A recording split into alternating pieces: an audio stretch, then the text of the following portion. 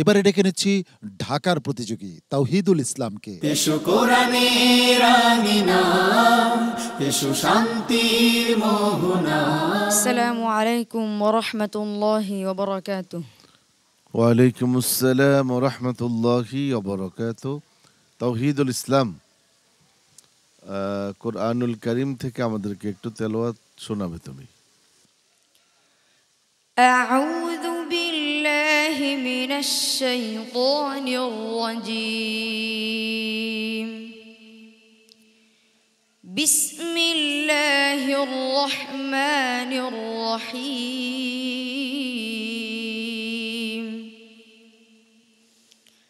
ইয়া ইবাদি লা খাউফুন আলাইকুমুল ইয়াওমা ওয়া লা আনতুম তাহজানুন।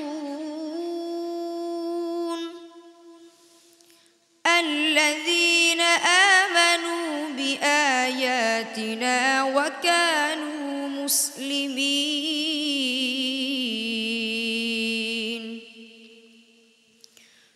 উদখুলুল জান্নাতা আনতুম ওয়া আযওয়াজুকুম তুহবারুন।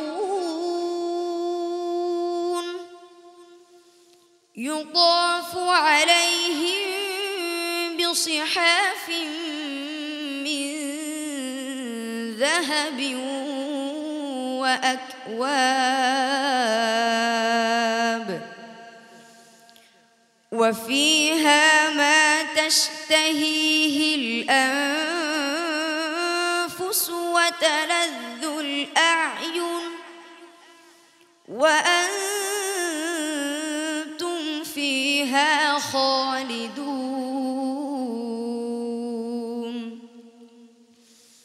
وتلك الجنة التي بما كنتم تعملون.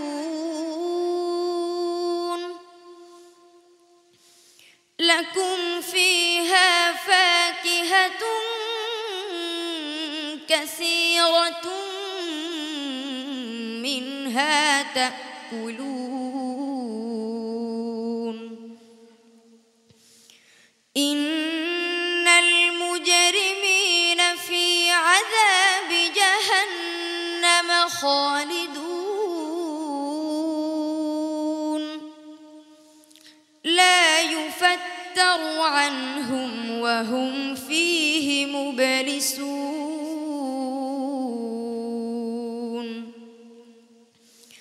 وما ظلمناهم ولكن كانوا هم الظالمين.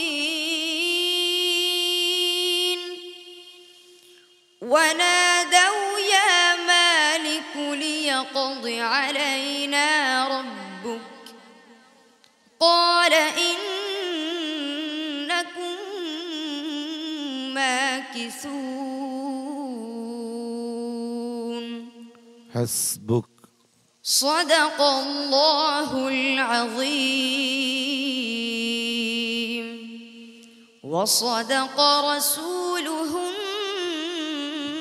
النبي الكريم.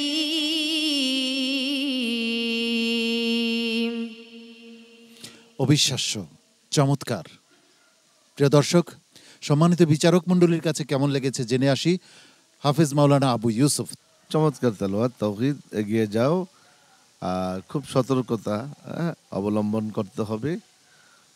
তারপরে আরেকটা বিষয় হলো, যেহেতু তোমার গলাটা যাতে ভালো থাকে, গলারও যত্ন নিতে হবে। হ্যাঁ, সম্মানিত বিচারক হাফেজ কারি নাজমুল হাসান।